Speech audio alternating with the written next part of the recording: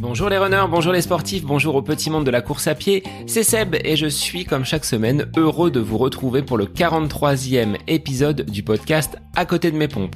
Alors c'est une semaine de reprise pour moi après une période de vacances durant lesquelles j'ai passé un peu de temps sur mes terres natales en Eure-et-Loire. Alors ça m'a fait du bien de pouvoir courir sur ces routes et ces chemins que j'empruntais étant jeune mais où la course à pied n'était pas encore mon sport favori. Alors, je vous retrouve chaque semaine sur le podcast, ça me fait vraiment plaisir et je sais que des auditeurs fidèles sont à l'écoute dès le vendredi matin. Donc vos messages, vos retours, épisode après épisode, m'aident à avancer mais aussi à progresser. Donc n'hésitez pas, partagez le podcast sur les réseaux, dans vos stories. Rejoignez-moi sur Instagram et sur Facebook. Et si vous êtes équipé d'un appareil Apple, vous avez la possibilité de me laisser 5 étoiles et un petit commentaire. Cela me fera énormément plaisir, mais ça permet aussi au podcast d'être un petit peu plus visible. Et en fonction des statistiques, j'ai pu constater que vous étiez près de 41% à utiliser ces outils Apple. Donc n'hésitez pas, laissez un petit commentaire et 5 étoiles. Dans ce nouvel épisode, petite nouveauté puisque ce n'est pas un invité mais deux que j'ai eu le plaisir d'accueillir, j'ai pu échanger avec Gaël Geffroy accompagné de son papa Denis. Et avec eux, nous allons évoquer le sport adapté. Alors sous cette appellation un petit peu méconnue, sont regroupés l'ensemble des sportifs qui sont porteurs d'un handicap, qu'il soit psychique ou mental. Autiste léger, Gaël réalise une carrière sportive de très haut niveau. Il est licencié actuellement au club du Montluçon Athlétisme après être passé par le club de Châteaudun en Eure-et-Loire. Sa spécialité, c'est le 1500 mètres et Gaël travaille dur à l'entraînement pour faire partie de l'équipe de France qui s'envolera l'été prochain pour les Jeux Olympiques de Tokyo. Alors même si rien n'est encore joué, Gaël est sur la bonne voie, ayant réalisé un chrono de 3 minutes 57 secondes et 20 centièmes à la fin du mois de mars dernier. Il devra encore patienter quelques semaines afin d'obtenir avec certitude sa qualification. Au-delà de ses objectifs sportifs, Gaël revient sur les bénéfices que lui ont apporté le sport. Bien qu'autiste, sa pratique du running lui donne confiance. Denis, son papa, relate également les difficultés rencontrées durant l'enfance de son fils pour établir un diagnostic précis. Aujourd'hui, Gaël se mesure à des sportifs entre guillemets sportifs valides, cassant ainsi la barrière du handicap. En off, Gaël me confiait qu'il n'aurait jamais pu prendre part à l'enregistrement de cet épisode du podcast il y a quelques années, voire quelques mois. Preuve qu'il avance et que le sport l'aide au quotidien.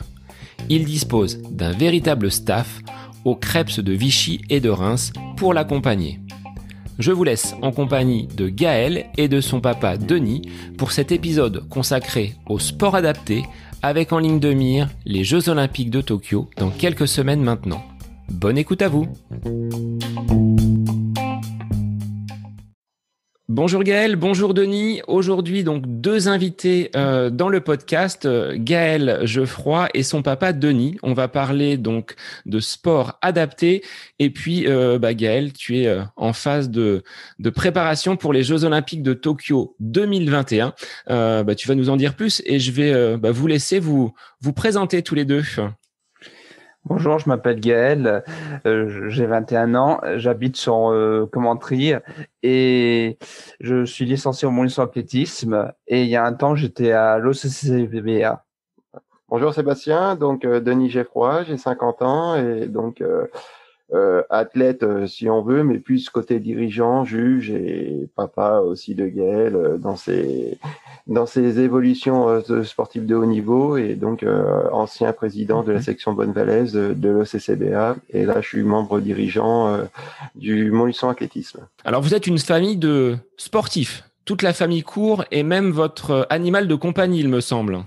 Exactement, des fois j'emmène courir, marcher et tout.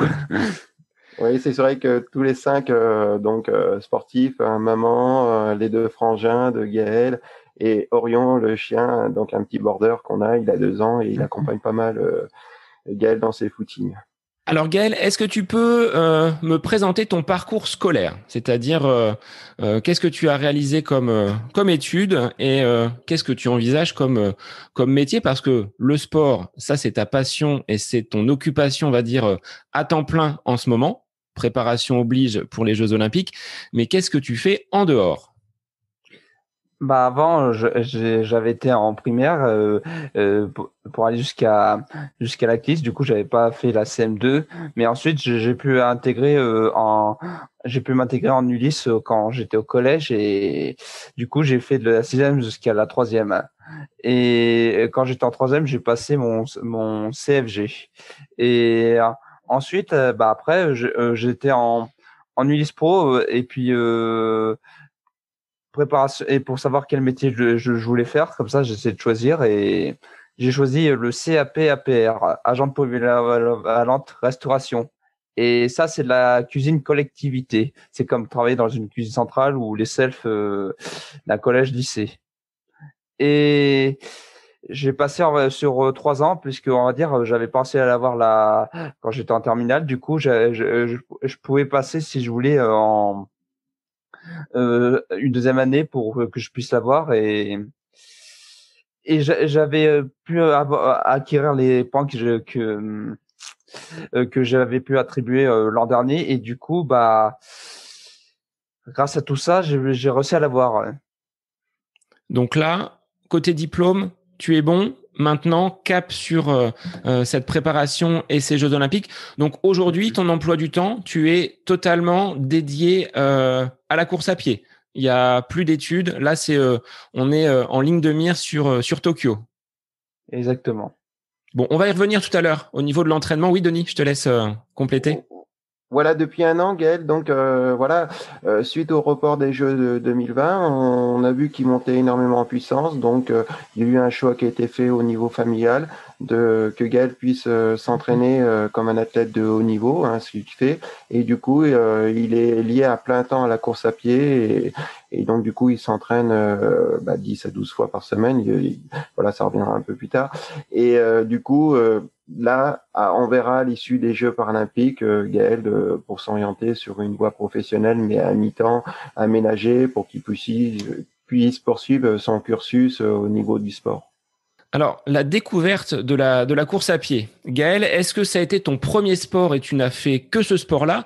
Ou est-ce que c'est en suivant papa et maman courir que tu as pris ce virus de la course à pied?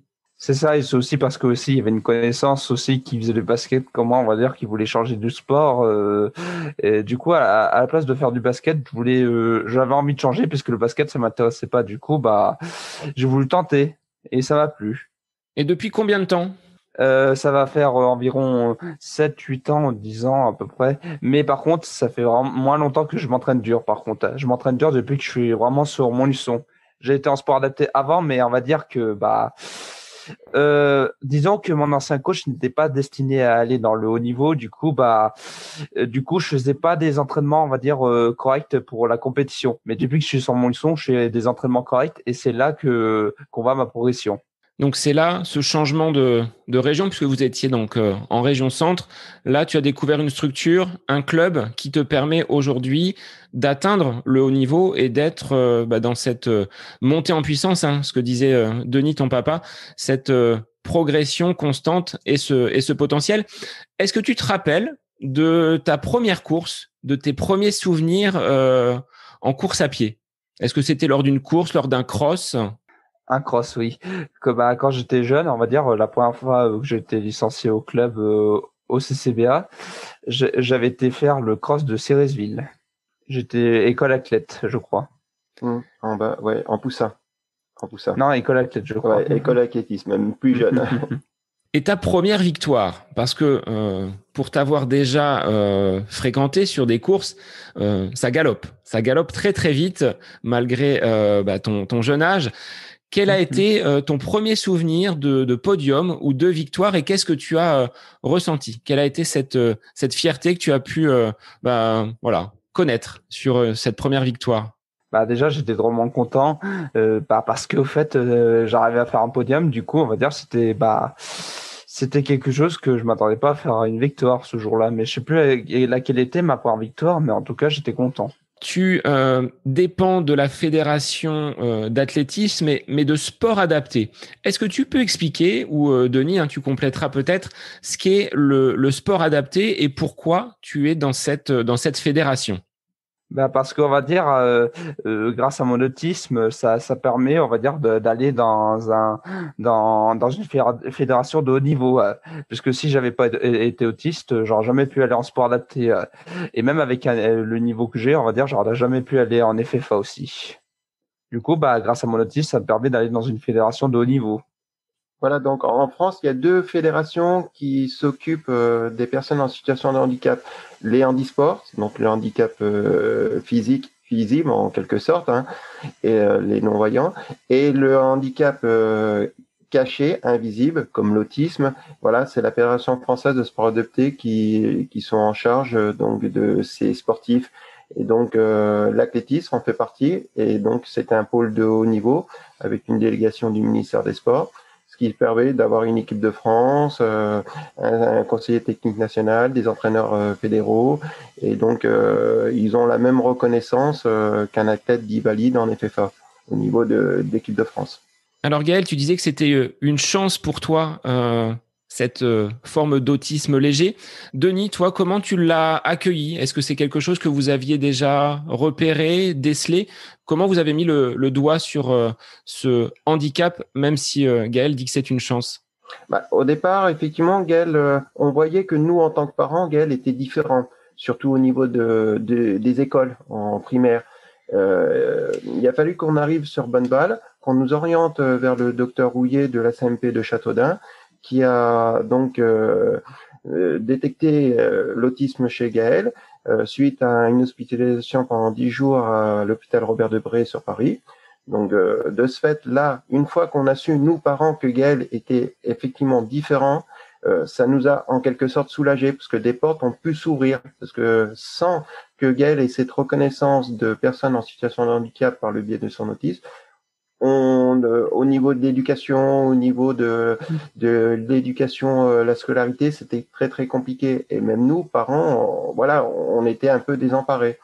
Donc à l'issue, Gaël a pu s'épanouir, effectivement, mais il a mis énormément de temps. Gaël a accepté sa différence, comme il dit. Maintenant, c'est pour lui, c'est une valeur d'être autiste. Avant, c'était un mot qui était tabou pour lui, donc très très compliqué. Et maintenant, c'est une acceptation. Et de ce fait, Gaël a pu s'épanouir comme il le fait actuellement, parce qu'il accepte sa différence par rapport aux autres personnes, même si la normalité n'existe pas. Et est-ce que le sport, Gaël, selon toi, et la course à pied notamment, a été un moyen pour toi de surmonter finalement ce handicap, de te donner confiance et de progresser et de voir que au contact de personnes qui ne sont pas dans cette fédération de sport adapté, tu arrives à rivaliser, voire faire des performances de très très haut niveau.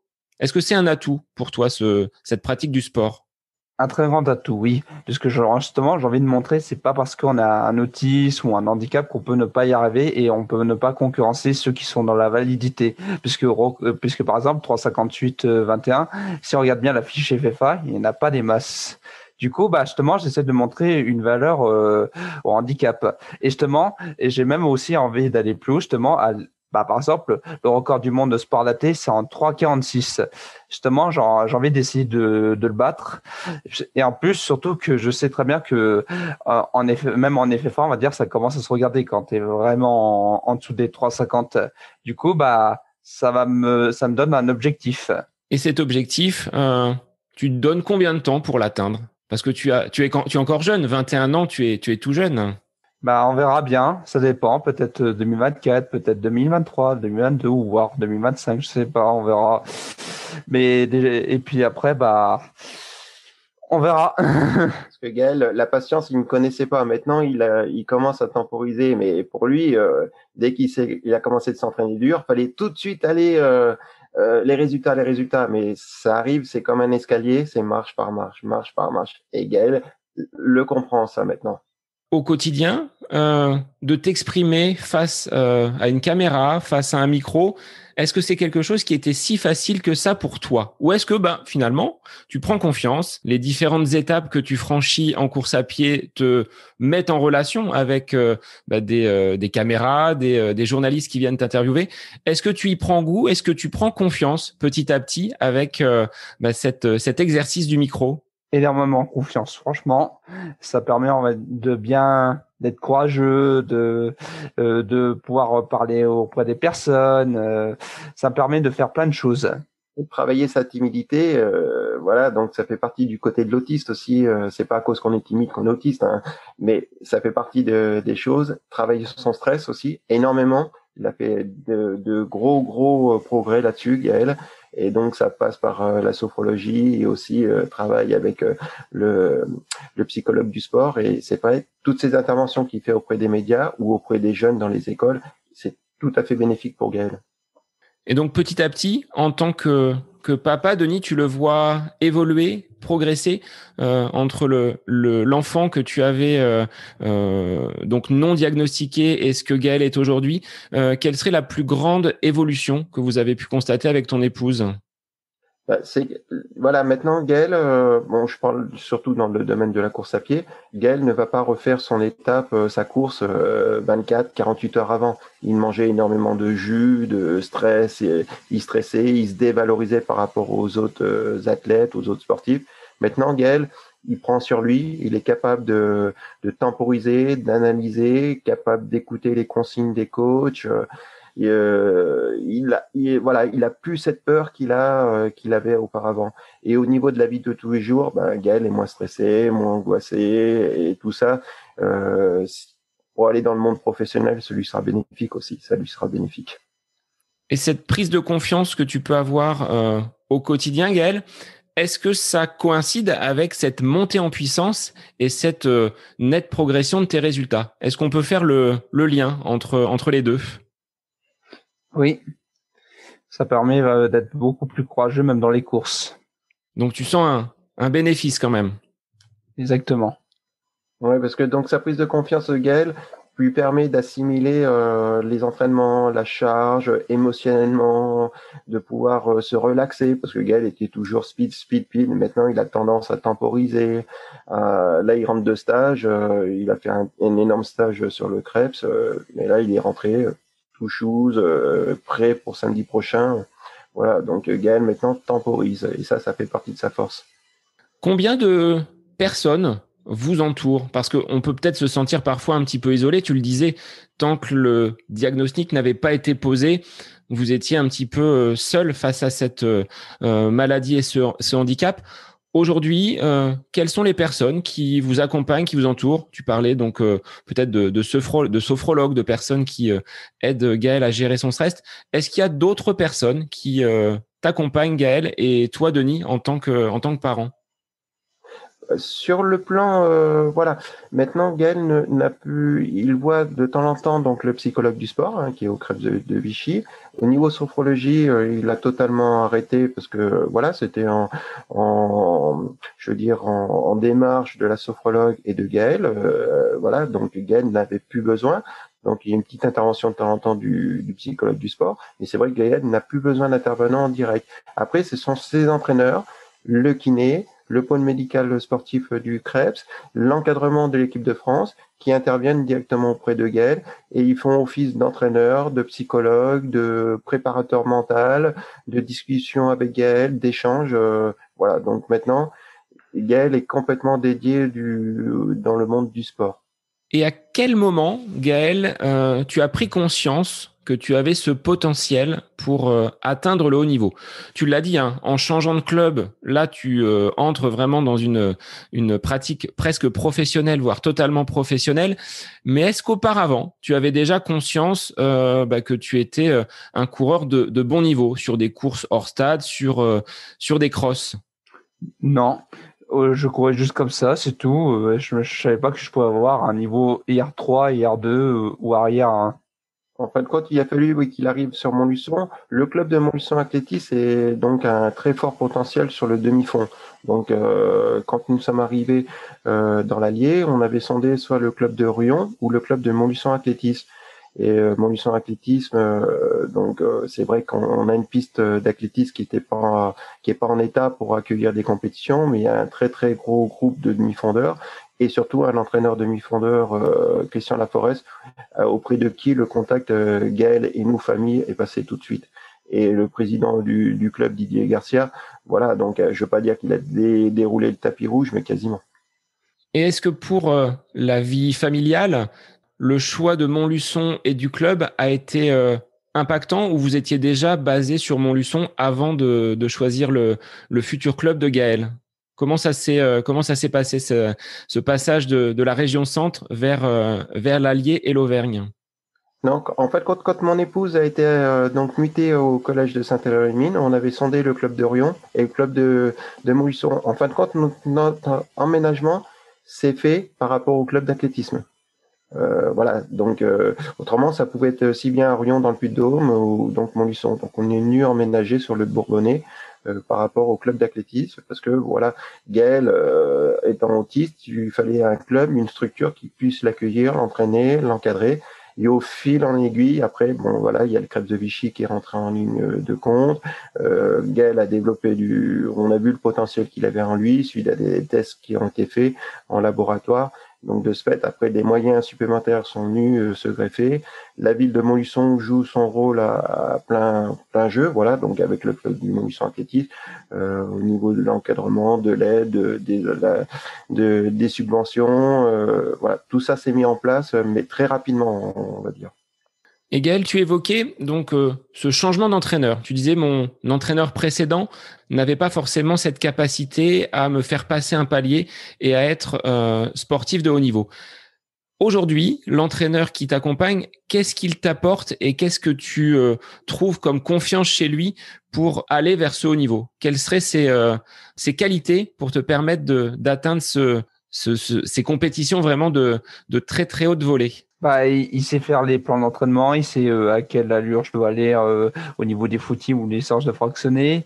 Et il me le dit aussi à l'avance, on va dire, ou même un mois avant la compétition. Du coup, bah, il me le dit pas, par exemple, au dernier moment qu'est-ce que je dois faire. Et la piste, le demi-fond, ça s'est naturellement présenté à toi. Tu aurais pu performer peut-être sur la route, sur 5, sur 10 kilomètres. Mais la piste et le demi-fond, donc tu es spécialiste du 1500 mètres, mais on verra que sur d'autres compétitions, tu as balayé, on va dire, d'autres courses. La piste, c'est vraiment ce qui te fait plaisir et là où tu exprimes le plus ton potentiel.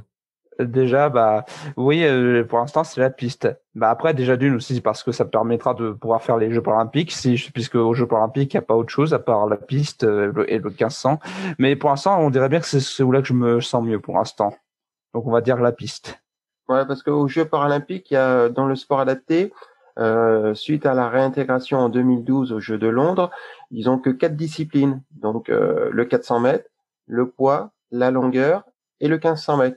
Donc tout naturellement, Gaël, voilà. Donc si vous voulez faire les Jeux Paralympiques, avoir un cursus IPC qu'on appelle ça au lieu de Vertus, il fallait qu'il se spécialise dans le 1500. Et tout naturellement, voilà, ça s'est fait, une montée en puissance sur le 1500 mètres. Et donc Gaël se retrouve sélectionnable pour les Jeux de Tokyo. Et là, je veux pas dire qu'il est en pleine préparation, mais quasiment, on attendra la décision début juillet. Mais on a voilà, je veux pas dire qu'on a des gros signes positifs, mais on a des appels de fumée qui laissent pressentir que Gaël sera bien du voyage pour Tokyo. Alors effectivement, les signaux de fumée ont l'air plutôt positifs pour toi, Gaël, mais on passe pas d'un sportif, on va dire, amateur qui arrive à Montluçon, qui découvre un club performant, d'une pratique amateur aux Jeux Olympiques. Tu as dû passer déjà quelques étapes. Quelles ont été les grandes compétitions? Parce que je sais que tu as déjà participé à des championnats d'Europe, championnats du monde. Est-ce que tu peux nous dire combien de compétitions tu as réalisées et approximativement combien de médailles? Parce que je pense que tu as une belle collection dans ta chambre. Bah il y a pas longtemps j'ai fait Nantes. J'étais vice-champion d'Europe au 1500 mètres en indoor. Et même le 800, j'avais fini troisième et j'avais fini deuxième aussi au 4 fois 400 sur relais. Et j'ai même d'ailleurs battu le record de France sport adapté sur le 4x4 avec mon équipe. Sur le 400. Oui, sur le 4x4. Et ensuite, qu'est-ce que j'ai fait d'autre? J'en ai fait pas mal. Bah, j'ai fait aussi les championnats d'Europe de cross en Italie. J'ai aussi fait à Toruń aussi, j'avais fait les championnats du monde sport adapté indoor. J'avais aussi fait en 2018 Charletti. J'avais fait aussi j'ai même aussi participé aussi à c'est pas la même fédération, mais c'est quand même une valorisation. J'ai aussi fait les championnats de France UNSS au cross en sport partagé et on avait fini champion de France UNSS premier. Et j'en ai sûrement fait d'autres, mais j'ai aussi été champion départemental du cross dans l'Allier en cours. Et en termes de médailles alors, combien tu en as dans ton escarcelle? Parce que ça doit représenter une belle collection. J'ai pas mal de médailles, aussi de trophées aussi, même aussi des trophées, on va dire, des trophées, comment on appelle ça, des assemblées et tout.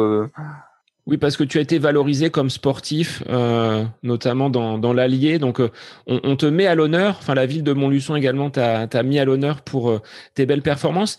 Quand on entend la Marseillaise, qu'on est sur la plus haute marche du podium, qu'est-ce que tu ressens au fond de toi? Parce que même si tu es habitué, hein, tu l'as dit, tu as fait plusieurs compétitions, que ce soit en France, en Europe, à travers le monde.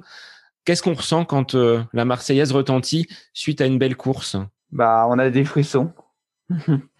Et c'est même une fierté pour notre pays. Donc, on espère que dans quelques semaines maintenant, parce qu'on ne parle plus en mois, on parle peut-être en semaines par rapport à ton programme, tu puisses prétendre à la première place sur ces Jeux Olympiques. Quelles vont être les différentes échéances pour toi sur les semaines à venir? Tu as réalisé de très belles courses là sur la fin du mois de mars. Est-ce que c'est suffisant pour prétendre à une qualification olympique ou est-ce que tu dois encore attendre d'autres étapes? Est-ce que l'escalier est encore haut ou tu atteins presque le but? Pour les Jeux paralympiques, pour l'instant, je suis sélectionnable pour Tokyo. Puisque j'aurais pu être sélectionné si j'avais réussi à être dans les 6 au niveau ranking, mais j'en étais pas loin. Il fallait que je fasse au moins 3,57, 56 dans ces eaux-là. Mais déjà, c'est déjà une fierté d'être dans les sélectionnables, puisque de base, j'étais plus positionné pour 2024 pour Paris. Et du coup, bah, il y a plus qu'à attendre, mais j'y crois que je serai sélectionné. Voilà, parce qu'à la base, donc, pour la sélection des Jeux paralympiques, c'est un peu particulier cette année, donc ça dure depuis 2019. Les 4 premiers au championnat du monde de Dubaï en 2019 sont sélectionnés automatiquement. Donc après les 6 premiers de la ranking mondiale depuis 2019, donc sont sélectionnés. Et après, donc la sélection va se faire par quota niveau pays, mais avec un minima de 3,59,93 qui s'appelle le HPS réussi. Donc Gaël l'a réussi ce minima de. Donc du coup, ils sont que 14 au monde à l'avoir réussi. Gaël est 10e. Donc ça lui laisse quand même énormément de chances d'être sélectionné au début juillet par le comité de sélection de l'équipe de France. Et donc là, les dernières compétitions, derniers chronos que tu as pu réaliser, on était déjà tourné vers ces minima olympiques que tu as donc, on va dire, plus ou moins réalisé, mais il faut encore descendre le chrono et grappiller c'est même plus des secondes, c'est des millièmes et des centièmes. Exactement. Là, le problème, c'est qu'il y avait une course début mai à Charletti, mais elle est annulée. Ensuite, il y a les championnats d'Europe IPC en Pologne début juin, mais il y a quand même un doute. Donc, de ce fait, s'il n'y a pas de championnat d'Europe IPC, donc début juin, ça sera figé. Donc, on restera sur 3,58,21. Voilà. Mais Gaël, après, a d'autres atouts derrière lui. le fait qu'il soit génération 2024, sa progression depuis 2 ans, voilà, potentiel médaillable sur Paris, c'est une force pour lui, son âge. Aussi le fait qu'il y a maintenant vraiment un staff qui s'est mis autour. Voilà, ce sera la DTN qui sera son avocate lors de cette commission. Et par elle-même, elle s'est déplacée sur Vichy quand il y a eu donc l'un des meetings organisés par le club. Et elle a vu toute la structure qui s'est mise en place, donc de visu, elle s'est rendue compte de tout ça. Donc voilà, et c'est pas anodin aussi de passer de 4,16 à 3,58 en 2 ans. Alors, est-ce que cette année Covid, qui pour beaucoup est une année noire, est-ce qu'elle t'a été profitable, Gaël? Est-ce que tu considères que ce report d'1 an des Jeux Olympiques, finalement, c'est peut-être bénéfique pour toi? Bah oui, puisque l'an dernier, j'aurais pas pu faire l'HPTS, puisque j'étais à 4,00 l'an dernier. Mais après, on va dire, pour progresser, j'avais encore un peu de mal pour progresser. Mais là, cette année, j'ai vraiment pas eu de mal à progresser. J'ai réussi à être en dessous des 4 minutes, voire même 3,58. Et du coup, bah, ça m'a donné une bonne chance. Alors, au quotidien, comment tu t'entraînes? Quel est ton emploi du temps? Là, on considère que tu es totalement détaché, ce qu'on disait tout à l'heure par rapport à ton cursus scolaire. Donc ça, c'est réglé. Aujourd'hui, quand on prépare les Jeux Olympiques, qu'on a 21 ans, qu'on s'appelle Gaël, comment on s'entraîne? Je sais que tu reviens juste de stage donc au Krebs. On fait combien de séances? Qu'est-ce que l'on te propose comme activité pour voilà, cette montée en puissance vers une grande compétition internationale? Bah déjà, bah je vais faire les footies et je vais, par exemple, je vais marcher avec mon chien. Je, des fois, je vais prendre l'air aussi dehors. Et des fois, je lis aussi. Je lis beaucoup. Et en termes d'entraînement, combien de séances? On disait tout à l'heure entre 10 et 12 séances par semaine.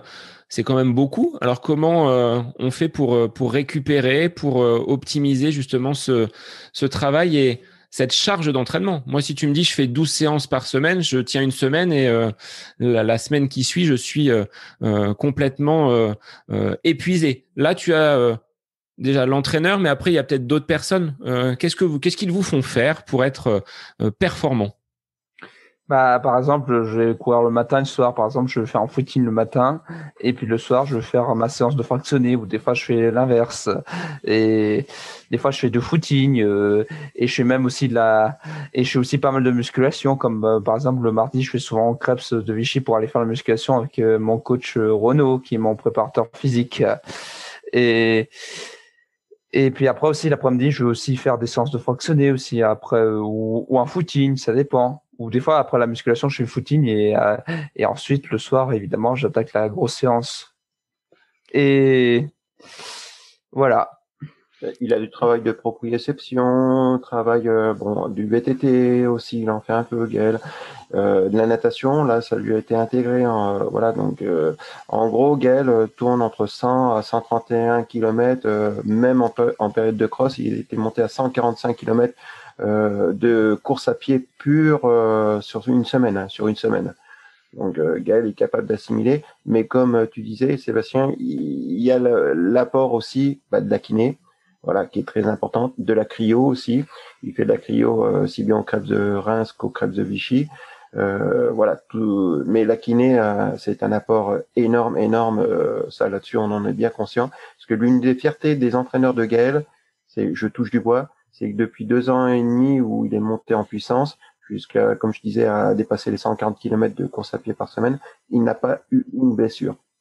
Donc c'est que l'entraînement et que la charge proposée par tout l'encadrement, tout le staff est adapté et vraiment très très bien dosé. Ça représente combien de personnes entre l'entraîneur, le kiné, le préparateur physique? Combien de personnes t'encadrent et te suivent vraiment au quotidien? Bah, j'ai déjà 2 coachs. Mon coach Christian qui me fait des plans d'entraînement, et qui va me chronométrer parfois aussi sur la piste. Et mon coach Renaud aussi qui me prépare le physique et qui me fait faire de la musculation. Et j'ai aussi un kiné aussi qui s'appelle Jérémy, qui est au Krebs de Vichy et qui masse souvent les jambes. Et Et puis après, j'ai aussi évidemment mon coach de sport adapté, Loïc, qui est l'entraîneur fédéral du sport adapté côté demi-fond, qui m'encadre aussi.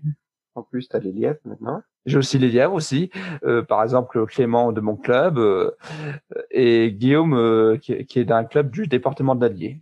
Donc des personnes qui viennent pour te challenger, t'entraîner et peut-être sur une course te tirer pour donner le maximum de tes possibilités. Est-ce que tu considères ça comme un beau geste que ces personnes peuvent faire? Il n'y a pas finalement cette différence sport adapté, pas sport adapté. Finalement, quand on est sur la piste, tout le monde court et tout le monde donne le meilleur de soi-même. Là, par contre, oui, franchement, j'en suis vraiment reconnaissant, franchement. Merci à Clément et Guillaume pour tout ce qu'ils ont fait avant mes cassants sur les meetings à Vichy et Moulins. Voilà, parce que donc les lièvres, il s'est avéré que avec l'histoire de la Covid, des confinements, Gaël, avec son statut d'athlète de haut niveau, pouvait continuer de s'entraîner. Mais s'entraîner seul, c'est compliqué pour tout sportif, surtout que sur des séances vraiment très pointilleuses, très dures, comme des 400 en moins d'une minute, des 500 sous les 1,15. Voilà. Donc il y a l'histoire du VTT, l'entraîneur peut se mettre devant, mais l'apport humain est quand même plus. Donc de ce fait, la Fédération française de sport adapté a mis en place des lièvres officialisés qui ont été mis sur liste du ministère des Sports en urgence, et de ce fait, ils peuvent déroger au confinement, ils peuvent faire des compétitions avec Gaël, et c'est un apport très très important. Au niveau chaussures, est-ce qu'il y a des chaussures spécifiques? Est-ce que vous êtes équipés, Gaël et tes autres camarades, de chaussures avec une plaque carbone? Est-ce que c'est déjà arrivé ou pas dans les pistes et dans l'Allier? Oui, j'ai les Nike, par exemple, les Nike Carbone aussi, noir et verte. Et j'ai aussi, j'ai aussi les Nike avec lesquels j'ai couru aussi sur les derniers meetings, les Nike Carbone orange aussi. Qu'est-ce que tu ressens, toi, en termes de différence? Et Denis, je te laisserai compléter. Est-ce qu'il y a vraiment un apport de cette plaque carbone sur les performances ou sur le mouvement, le retour d'énergie que peut donner la piste? Ça change pas la foulée, évidemment, ça change pas le souffle, ça change pas de tout ça. Mais ce qui change, c'est que on a moins de fatigue après dans les jambes. C'est ça qui change surtout. Voilà, parce que au niveau de la route, Gaël, il a deux modèles en plaque carbone. Il a les Nike et les Adidas. Donc là, c'est purement pour les entraînements, parce que Gaël fait un peu de route sur des compétitions. Il les a utilisées qu'une fois, les Kiden sur Nevers. Mais autrement, c'est vrai que c'est un apport. Effectivement, une fois qu'elles seront vraiment normalisées, le niveau va se réguler automatiquement. Mais c'est vrai que c'est un apport égal, le ressent pas en termes de chrono, mais en termes de fatigue. Une séance de 2000 en extérieur, il prend les plaques carbone, il sait qu'il finira moins fatigué, alors que s'il le fait avec une paire de basket normale, il rentrera plus dans la fatigue sur la fin de séance. Là-dessus, on en est conscient. Ce qui permet d'enchaîner, mais comme tu le dis, Gaël, faut quand même du souffle, faut quand même la foulée. Et le physique. Voilà, parce que un coureur qui a 40 minutes, il continue le même entraînement, il prend les plaques carbone, il va pas descendre à 30 minutes, ça faut être bien conscient. Il gagnera quelques secondes, 45, une minute, en continuant le même entraînement. Ça, là-dessus, il y aura un gain d'une minute qui sera entre 45 secondes et une minute notable. Mais il faut continuer de s'entraîner. C'est pas à cause qu'on a ces chaussures que tout tombe du ciel automatiquement. Et justement, pour rebondir, Gaël, si tu disais le physique, qu'est-ce que tu as découvert? Est-ce que tu le pratiquais avant, ce côté préparation physique à l'effort, ou est-ce que c'est vraiment cette intronisation au Krebs qui t'a fait découvrir l'intérêt et l'impact très important de la musculation et de la préparation physique générale? J'avais fait un peu de musculation de débutant quand j'étais à l'OCCBA, oui. Il y avait un de mes coachs là-bas qui était Stéphane Fermé, c'était pas mon coach, mais il me faisait faire un peu de préparation physique. Du coup, ça m'était un minimum bénéfique dans tout ça. Du coup, on avait eu cette idée de recommencer, on va dire, pour au moment auquel j'arrive à mieux m'entraîner. Et du coup, depuis que je suis au Krebs de Vichy, ça fonctionne bien. Et une petite question au niveau des pistes. Est-ce que toi qui en as parcouru à travers la France, à travers l'Europe et à travers le monde, est-ce que certaines sont plus rapides que d'autres? Est-ce qu'on peut dire, ah bah, si je vais sur cette piste-là, je sais que je vais faire un bon chrono parce que le revêtement, le rebond est meilleur. Est-ce que c'est le cas ou c'est juste dans la tête des coureurs? Aussi, ça change beaucoup les pistes. Faut vraiment que ce soit une piste en bon état pour faire de meilleurs chronos. C'est quand même mieux. Et il y a des tartans qui répondent mieux, qui sont, voilà, il y a certaines pistes ou meetings demi-fond qui sont organisés parce que, voilà, déjà d'une, il y aura de l'intensité et deux, parce qu'on sait que la piste est rapide. Donc, c'est quand même intéressant de se déplacer des fois, loin, entre guillemets, de nos bases parce qu'on sait que la piste aura un meilleur répondant. Ça, là-dessus, oui, tout à fait, on en est conscient. Alors, sur ces déplacements, justement, Krebs de Vichy, donc là, pas trop loin de la maison. Krebs de Reims, là, ça commence à être un petit peu plus éloigné. Comment ça se passe au niveau familial pour ces trajets, ces transports? Qui véhicule et est-ce que la fédération prend en charge justement ces navettes, ces stages et ces différents déplacements? Oui, depuis mon club prend en charge les déplacements et même la Fédération française de sport adapté il prend en charge les déplacements pour Vichy du coup. Ouais. Et du coup pour l'instant j'ai pas encore le permis, je le passerai, je pense que je passerai après à avoir fait les Jeux paralympiques si je suis qualifié. Et puis par contre pour le club de Reims là j'y vais seul. Par contre j'y vais en train mais seul. Quel est ton rôle justement, oui, Denis, c'est ce que j'allais te dire. En tant que papa, comment tu accompagnes Gaël au quotidien sur ces entraînements qui sont quand même nombreux? Tu es tourné totalement vers cet accompagnement dans sa carrière ou est-ce que tu arrives quand même à exercer un métier à côté, malgré l'emploi du temps prenant de Gaël? Non, en fin de compte, je suis dédié à aider Gaël, mais maintenant, j'ai plus qu'un œil extérieur, mais un œil de même pas papa, en fin de compte, parce que maintenant, tout ce qui est côté sportif, c'est dédié aux entraîneurs. En fin de compte, si l'entraîneur comme Christian ne peut pas se déplacer, il me donne les consignes et j'applique les consignes de Christian. Je ne mets pas je mets pas mon grain de sel. Et après, moi, je fais simplement le rapport, je transmets le rapport de comment s'est passée la séance de Gaël, les chronos qu'il a réalisés. Voilà. Donc moi, j'ai plus qu'un œil en fin de compte extérieur. Voilà. Tout ce qui est côté sportif, c'est dédié aux entraîneurs. Voilà. Quand maintenant Gaël se déplace au Krebs de Reims, il y va de lui-même seul en train. Donc voilà, la Fédération française de sport adapté transmet les billets à Gaël et Gaël est capable de prendre le train seul de Montluçon ou Bourges pour aller jusqu'à Reims.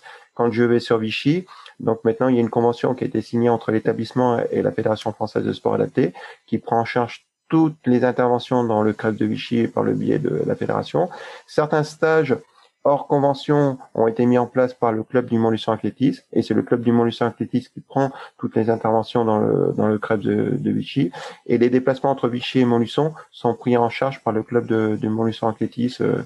Il y a une aide qui est allouée par la municipalité, une aide à la performance donc au niveau du club et de ce fait Gaël a un budget dit à part au niveau du club pour ses déplacements, le transport, pour se déplacer sur toutes ces compétitions donc en France. Si c'est pas dans le cadre de l'équipe de France, c'est le club du Montluçon Athlétisme qui finance tout, qui aide Gaël par le biais de la ville de Montluçon. Alors, est-ce que en tant que papa, il y a quand même une fierté d'avoir vu évoluer Gaël jusqu'à ce très très haut niveau? Est-ce que tu l'imaginais capable de franchir ces différentes barrières et est-ce qu'il te surprend encore aujourd'hui? Là, actuellement, oui, énormément. Effectivement, quand on nous avait parlé de la Fédération française de sport adapté, c'était son professeur de sport, Maxime Baucher, donc au lycée Jean-Philippe Paulsen de Châteaudun. Voilà, donc lui, il entraîne Gloria Gamenon qui est sur sa rampe, qui a déjà été aux Jeux de Rio et qui est déjà qualifiée, elle, pour les Jeux de Tokyo. Et il nous avait dit, bon, Gaël a du potentiel en demi-fond, voilà, donc on a découvert cette fédération. Moi-même, j'étais un peu sceptique. Voilà, Gaël, timide. Voilà, on dit il y a quelque chose, mais on ne savait pas comment l'appréhender ou comment l'amener sur ce chemin-là du haut niveau. Et au fur et à mesure, Gaël poussait les portes, ouvert les portes. Il a franchi les caps. Et là, maintenant, on se dit effectivement, avec des tests en laboratoire que Gaël a réalisé, il a un très très gros potentiel. Maintenant, il faut savoir l'exploiter, il faut savoir le faire monter les marches petit à petit. Voilà, c'est comme une maison. Il y a différents niveaux qui se font. Il y a des fondations. Après, il y a le rez-de-chaussée, le premier étage. Et il faut pas surtout griller les étapes. Voilà, comme je disais tout à l'heure, l'une des fiertés, c'est que Gaël s'entraîne dur et il ne se blesse pas. Donc les doses sont faites par homéopathie et Gaël, son corps supporte la chose et surtout psychologiquement maintenant, il appréhende moins les entraînements, il va tout léger et donc du coup, il franchit les caps. On sait qu'il a un potentiel à descendre sous les 3,45 au niveau de son corps avec des tests qui ont été faits au Crest de Vichy. Il a un VO2 max qui est phénoménal, au-dessus de 80, une VMA aux alentours de 23, Gaël. Voilà, donc il est capable de faire plein de choses sur ce point-là. Et au niveau donc peut-être des sponsors, des accompagnateurs, tu le disais tout à l'heure, hein, Gaël, la mairie de Montluçon t'accompagne. Tu as un budget au niveau du club qui t'est entièrement dédié. Tu as été mis à l'honneur par différentes récompenses. Est-ce que d'autres sponsors, au vu de tes performances, viennent vers toi pour te proposer certains produits, certaines aides, ou est-ce que le côté sport adapté reste un petit peu confidentiel? Et ma prochaine question, tu verras, elle sera en lien avec ça justement. Pour l'instant, j'ai Altra, que ça fait vraiment pas longtemps avec qui ils m'ont sponsorisé, puisqu'ils avaient un sponsor, le sport adapté, envers Altra. Du coup, ça permet d'avoir pu me sponsoriser par Altra. Et peut-être un jour, j'aurai peut-être d'autres sponsors. Là, actuellement, ouais, donc Gaël va intégrer le team Altra Elite. Donc, c'est vrai que la marque Altra commence à être un peu plus connue. Elle est surtout connue dans le monde du trail. Les chaussures Altra, une marque américaine avec zéro drop. Et Gaël, donc, commence à recevoir quelques dotations en chaussures Altra. Il va recevoir des tenues, des textiles. Et donc, Gaël va représenter la marque Altra sur certaines compétitions, certains entraînements. Là, il teste les Rivera actuellement, chaussures de route. Donc bientôt ils vont sortir une plaque carbone, la marque Altra. Donc une annonce que voilà.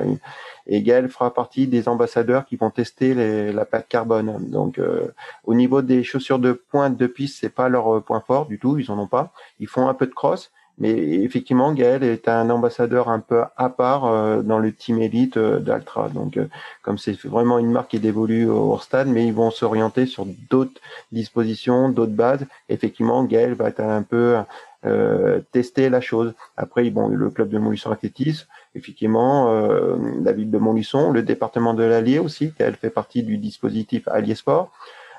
Qui l'aide. La région aussi, la région Auvergne-Rhône-Alpes va rentrer aussi dans la danse. Mais effectivement, le sport adapté est un peu méconnu au niveau du sponsoring. Alors aujourd'hui, on voit par rapport au porte-drapeau une volonté du monde olympique de mêler finalement le sport adapté avec les athlètes, on va dire, je mets normaux entre guillemets parce que j'aime pas ce terme-là. Est-ce que tu te positionnes comme un futur porte-drapeau si la sélection venait à être positive pour toi? Quel a été l'accueil de cette nouvelle et de cette volonté de mettre tout le monde ensemble? Pour l'instant, j'ai pas pensé au porte-drapeau. Peut-être un jour je pourrais être le porte-drapeau, on verra, mais pour l'instant, j'ai pas pensé du tout. Une équipe de France unie. Ah oui, avec entre les Jeux olympiques et paralympiques. Ça, par contre, j'étais content. Par contre, qu'ils ont gardé la même équipe avec l'équipe des Jeux olympiques et paralympiques. Franchement, oui, ça permet de bien valoriser autant que l'un que l'autre. Et on voit que sur les dernières Olympiades, la diffusion également de ces compétitions va de façon très croissante. Est-ce que tu serais fier de pouvoir être diffusé à la télé sur la compétition sur le 1500 mètres? Est-ce que ça, c'est quelque chose? Est-ce que tu y penses déjà? Est-ce que tu te mets en condition ou est-ce que pour l'instant, non? Tant que la sélection n'est pas, on va dire, officielle, tu mets ça de côté et tu continues à travailler de façon très sérieuse? Pour l'instant, non, j'y pense pas. Comme tu as dit, je continue à m'entraîner sérieusement parce que pour l'instant, c'est pas dit si je suis sélectionné ou pas. Je suis sûr de pouvoir être sélectionné, mais pour l'instant, il n'y a rien de sûr. J'attends de voir. Oui, et Gaël, l'entraîneur fédéral lui a bien dit, Gaël, fais attention, tu es sélectionnable. Effectivement, la décision, c'est début juillet qu'elle tombe. Mais voilà, tout ce que tu as fait actuellement te servira pour 2023 et surtout 2024 parce que à la base, tu n'étais pas prévu pour cette Olympiade. Mais voilà, inconsciemment, Gaël, je veux pas dire qu'il s'imagine déjà sur la piste de Tokyo, mais bon, un petit peu quand même, un peu. Mais il veut pas le dire, et ce qui est normal parce qu'après, imaginons qu'il soit pas retenu, puis qu'il soit pas sélectionné, ce serait un choc pour lui. Voilà, et il faut surtout savoir rebondir tout de suite dans la foulée pour pas laisser sur entre guillemets une défaite. Par rapport justement à cette potentielle sélection, comment on s'intègre, comment on vit, vous formez vraiment une équipe avec tes partenaires de l'équipe de France. Est-ce que vous avez des relations régulières? Est-ce que c'est vraiment une équipe, même si on est sur un sport individuel? Tu dois peut-être avoir des camarades qui sont dans la compétition par rapport à toi pour une éventuelle sélection. Est-ce que ça se retranscrit ou finalement non, vous êtes tous vraiment concentrés pour donner le meilleur de vous-même? On est plutôt concentrés pour donner le meilleur de nous-mêmes. Voilà, donc ils ont un petit groupe demi-fond à la Fédération française de sport adapté. C'est vrai que voilà, ils sont adversaires d'un jour, mais amis. Voilà, ils sont adversaires quand ils sont au championnat de France ou même des fois sur des courses à l'international. Mais dans le cadre de la qualification pour les Jeux paralympiques, Gaël fait partie le seul actuellement pour Tokyo, voilà, ayant réussi les minima HPS. Les autres demi-fondeurs sont plus dédiés sur un parcours Virtus. Et après, pour 2024, effectivement, ils seront plusieurs à lutter pour avoir cette place. Mais là, actuellement, Gaël, je veux dire, il n'a pas l'esprit tranquille, parce que ses petits camarades sont amis, mais adversaires dans le cadre de la sélection. Mais ce sont nos amis, voilà, ce sont des amis.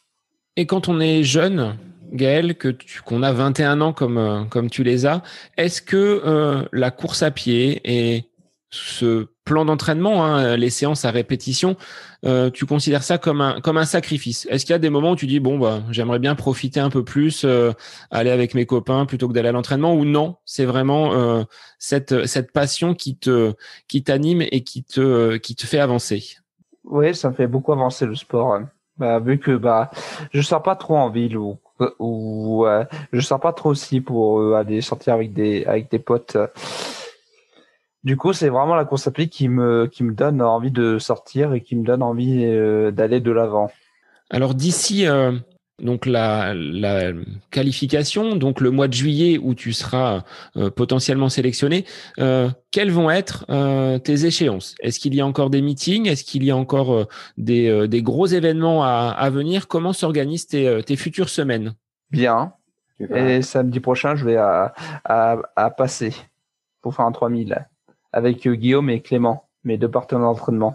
Donc là, toujours ces personnes qui t'accompagnent et qui vont faire office de lièvre sur cette course-là? Non, ils vont faire leur course par contre. Leur course, d'accord. Ouais, parce qu'il faut que Gaël aussi apprenne à se débrouiller, mais ils seront présents à l'échauffement, présents durant le voyage, entraînement lui sont passés évidemment, mais il faut que Gaël aussi apprenne à faire des courses seul, parce que c'est vrai qu'il est habitué à avoir Clément ou Guillaume, comme récemment là, sur les 2 courses où il a fait ses chronos. À Paris, il s'est débrouillé seul, Gaël. Il y avait Clément qui était là pour l'entraînement, mais après Gaël a piloté sa course quand il gagne la course de Maison Alfort, seul.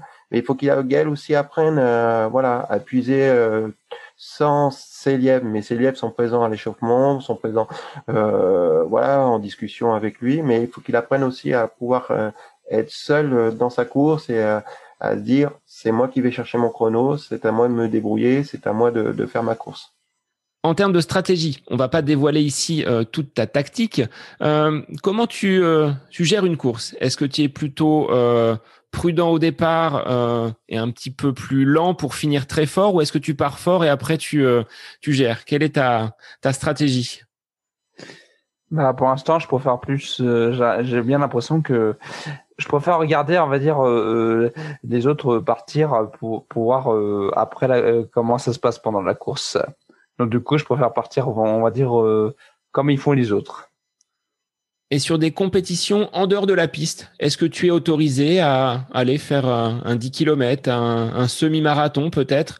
Ou est-ce que ça, c'est des courses qui ne te sont pas réservées et qui doivent rester un petit peu en marge, étant pour l'instant vraiment concentré sur la piste et sur ses objectifs à venir?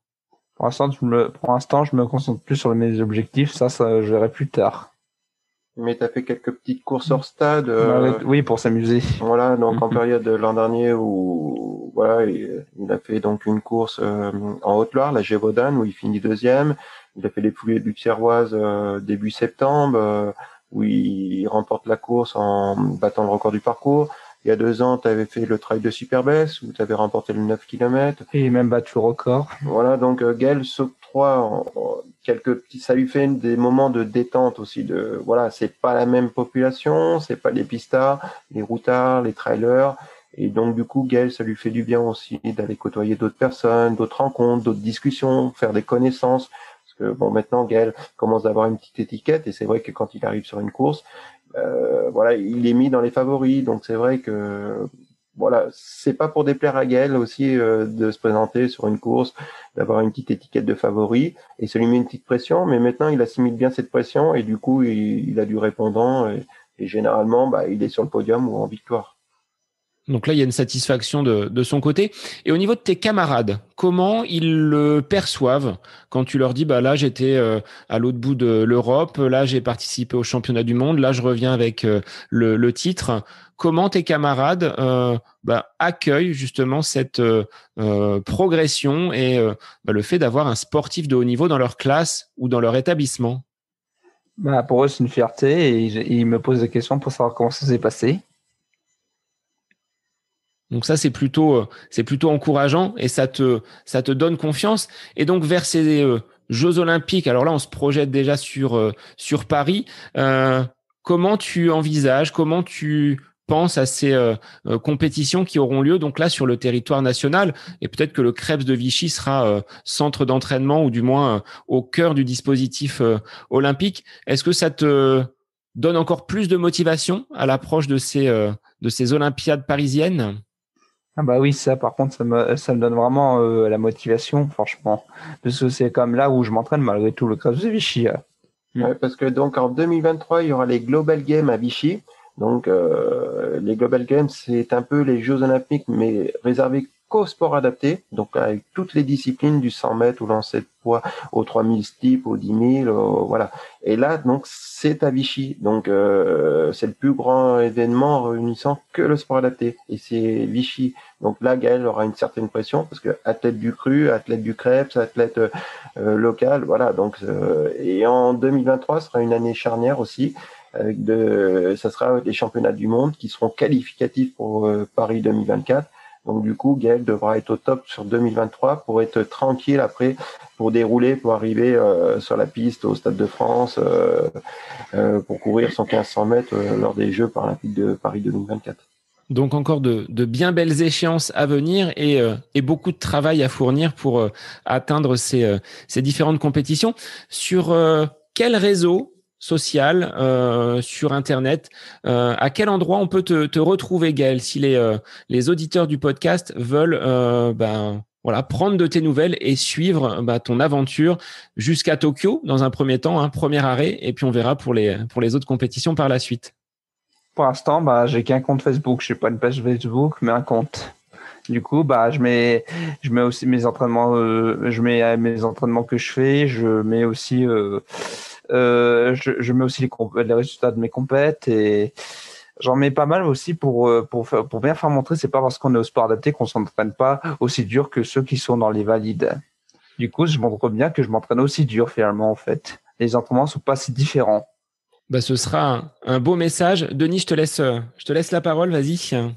Voilà, donc il y a le compte Facebook de Gaël, et aussi la page du club du Montluçon Athlétisme, le compte internet du club, où voilà, donc Gaël, tous ses résultats sont relayés par le Montluçon Athlétisme.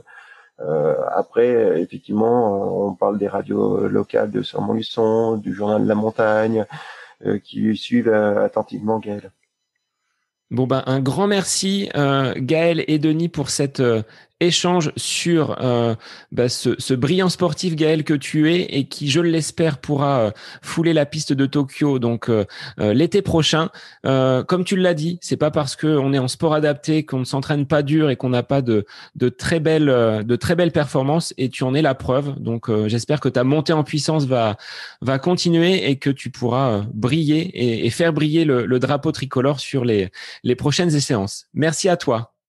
Merci Sébastien. Merci Sébastien. C'est super ton émission. Merci à vous. Et pour les auditeurs, je vous dis à la semaine prochaine pour un nouvel épisode du podcast À côté de mes pompes.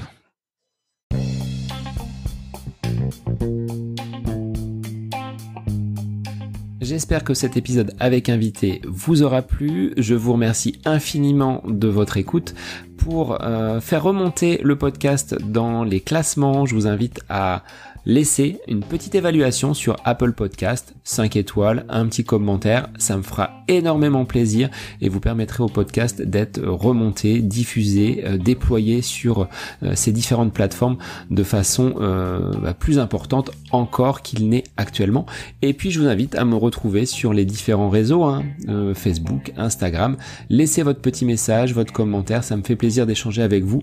Si vous avez des questions, si vous voulez échanger sur quelconque sujet en lien avec la course à pied, mais pas que, parce que le sport c'est une philosophie de vie et c'est une passion qui nous anime de façon commune, donc n'hésitez pas à venir échanger avec moi. Sur ce, je vous souhaite une bonne fin de semaine, un bon week-end et je vous dis à la semaine prochaine pour un nouvel épisode du podcast À côté de mes pompes.